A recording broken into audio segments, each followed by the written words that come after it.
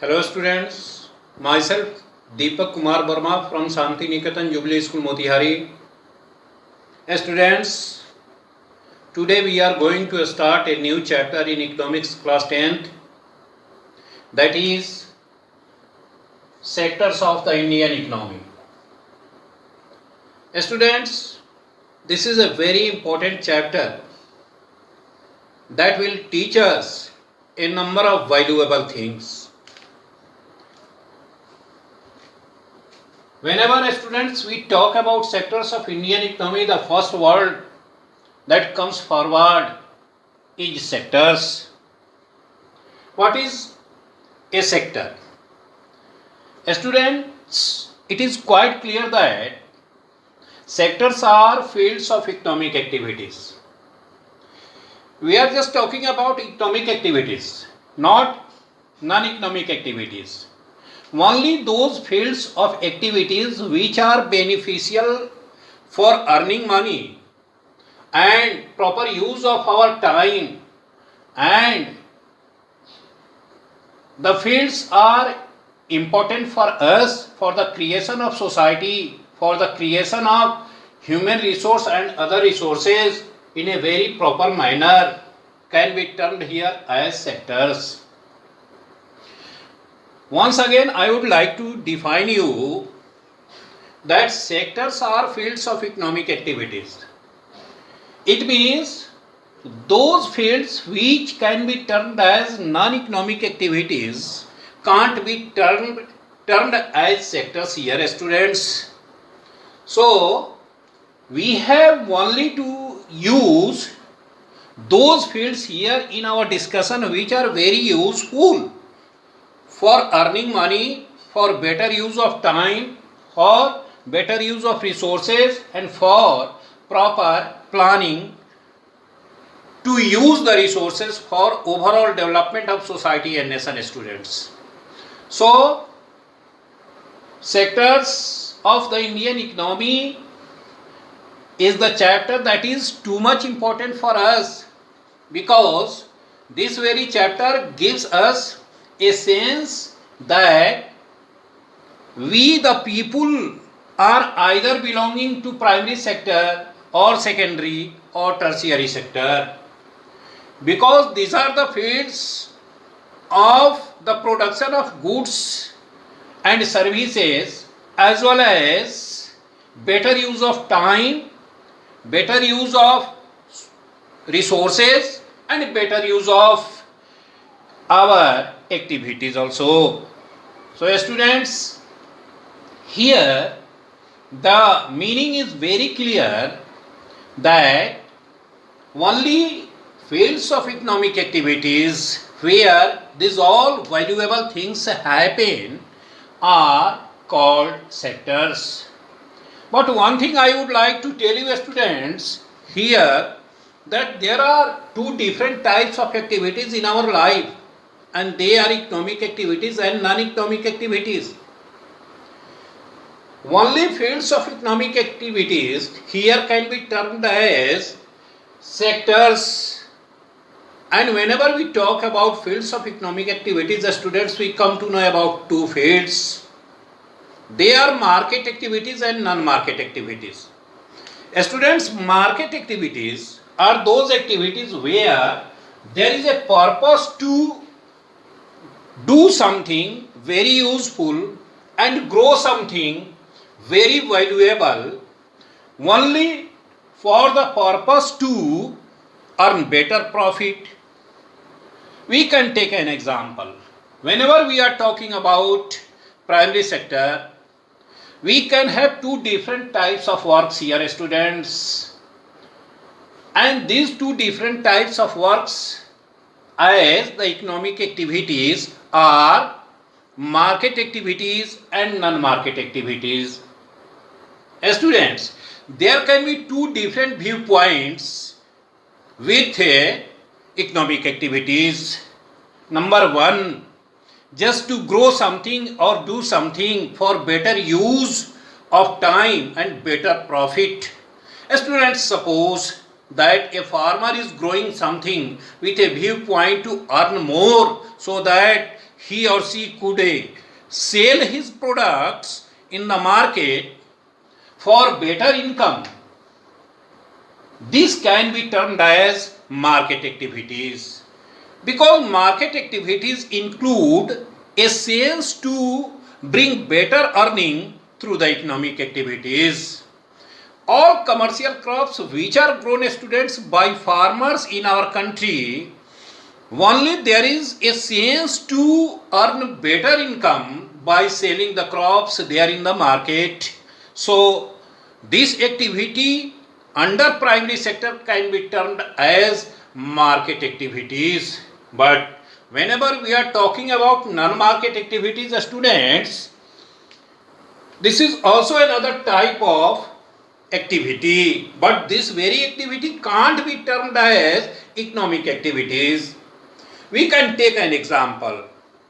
A person who sleeps too much and doesn't use the time for better earning and better use of the time can be termed as an example of non-economic activities, because non-economic activities are those activities, students, where there is only the purpose to waste the time, waste the resources, not to create something useful and valuable for society and nation.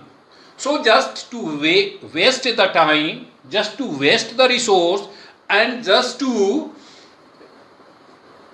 use something in the society only to fulfill the needs which can't be beneficial, which can be just like misuses of the resources and time, can be termed here as non-economic activities.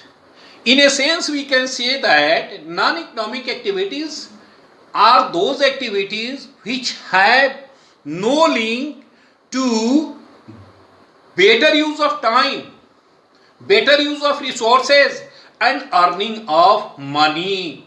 Actually, non-economic activities are the activities which can be termed here as useless activities which have no connection to the creation of society, earning of money, and better usage of resources in the society. After that, students, here comes three different types of sectors, which are primary sector, secondary sector, and tertiary sector, students. Students, whenever we classify sectors into primary sector, secondary sector, and tertiary sector, we come to know that these are all different sectors which have been classified on the basis of nature of work. Primary sector. Primary sector is that field of economic activities where there is production of raw materials. Agriculture, fishing, mining are all fields of primary activities. Why primary? The answer is very clear. Students, it is quite clear that these are fields of primary activities because here is production of raw materials for secondary activities. A farmer grows crops with a viewpoint to sell his crops in the market in the form of raw jute, raw cotton, sugarcane, etc. to earn better profit, and ultimately those products become the raw materials for secondary activities, means the manufacturing sector.